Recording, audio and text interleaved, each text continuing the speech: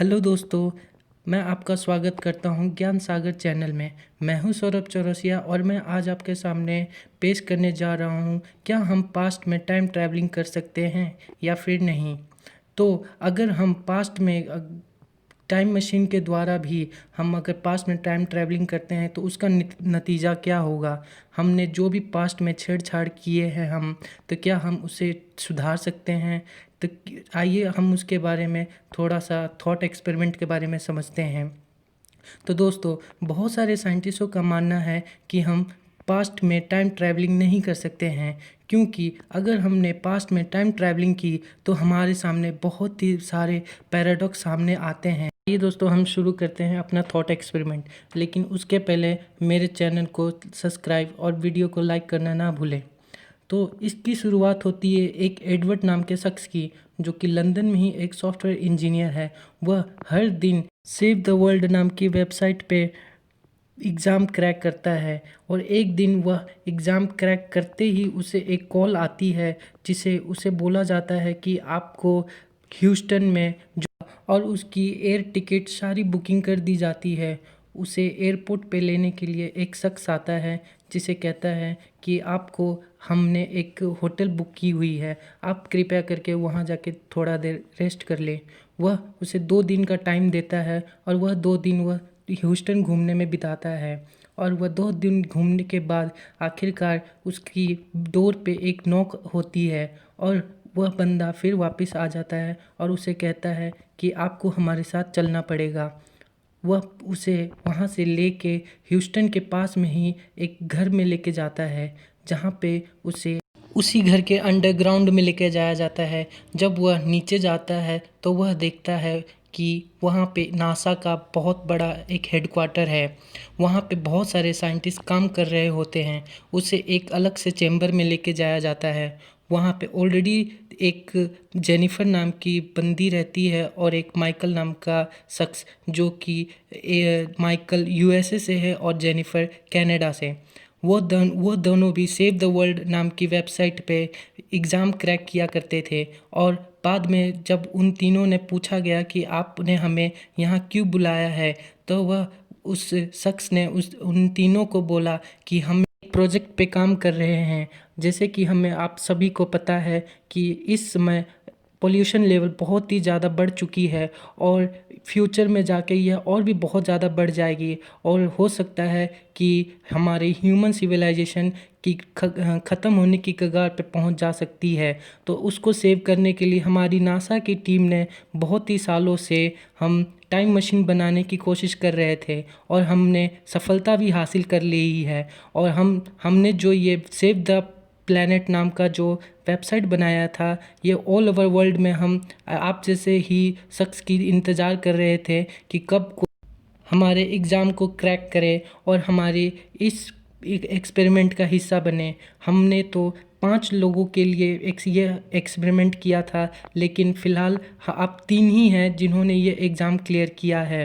तो हमने आपके लिए एक एक्सपेरिमेंट सेटअप की है, और जहां आपको हम भूतकाल में भेजेंगे, और हम आपको अमेज़न फॉरेस्ट, थार की रेगिस्तान और सहारा रेगिस्तान में हम आपको टाइम मशीन के द्वारा पास्ट में भेजेंगे। और हम आपको कुछ सीड्स देंगे जो कि बहुत ही एडवांस लेवल का है, और यह हमारे अगर हम आपने उस सीड्स को वहाँ अमेज़न, थार और सहारा के रेगिस्तानों में अगर आपने उसे बो दिया, तो वह हमारे फ्यूचर के लिए बहुत ही लाभकारी होगा, और हमारी ह्यूमन सिविलाइजेशन बच सकती है।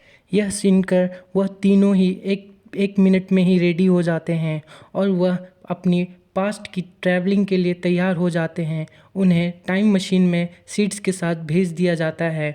एडवर्ड, जो कि अमेज़न की ओर बढ़ता है, और जेनिफर वह थार के रेगिस्तानों की ओर बढ़ती है, और माइकल जो कि सहारा के रेगिस्तान की ओर बढ़ता है। एडवर्ड और जेनिफर वो दोनों अपना काम करके टाइम मशीन की ओर बढ़ते हैं, लेकिन जब वो दोनों टाइम मशीन की ओर पहुंचते हैं तो वह उन्हें वहाँ पे माइकल नहीं दिखाई देता है। वह एक दिन उसके लिए वेट करते हैं। फिर बाद में जेनिफर बोलती है कि एडवर्ड, शायद अब हमें निकलना चाहिए, क्योंकि हमें जैसा शेड्यूल किया गया था उसके मुताबिक हमें अब अपने प्रेजेंट काल में चले जाना चाहिए। यह सुन के एडवर्ड बोलता है जेनिफर को, जेनिफर 2 घंटे और वेट कर लेते हैं, देखते हैं माइकल आता है या नहीं आता है। और वह दोनों 2 घंटे और वेट कर लेते हैं। 2 घंटे वेट करने के बाद भी जब माइकल नहीं आता है तो एडवर्ड भी जाने की तैयारी करने लगता है। वह टाइम मशीन में बैठ जाते हैं और वह जब मशीन स्टार्ट करने वाले ही रहते हैं कि उसी टाइम माइकल वह गेट पे ज़ोर से बोलता है कि हम मुझे अंदर आने दो। और फिर वह उन दोनों की खुशी की कोई ठिकाना नहीं रहता है। माइकल भी उनके साथ वापस आ जाता है। जब वह वापस आता है तो फिर दोनों ही माइकल से पूछते हैं कि तुमने इतना टाइम क्यों लगाया। तो माइकल उन्हें जवाब देता है कि जब मैं बीज बो रहा था, बीज बोने के बाद जब मैं वापस आ रहा था तो मुझे एक बिच्छू ने काट लिया था और मैं कुछ दिन वहीं बेहोश रहा।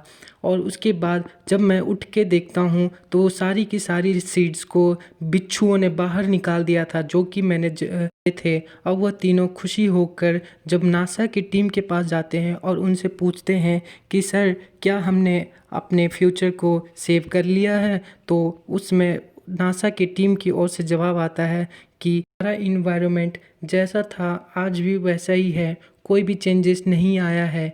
वह तीनों वहीं उदास हो जाते हैं।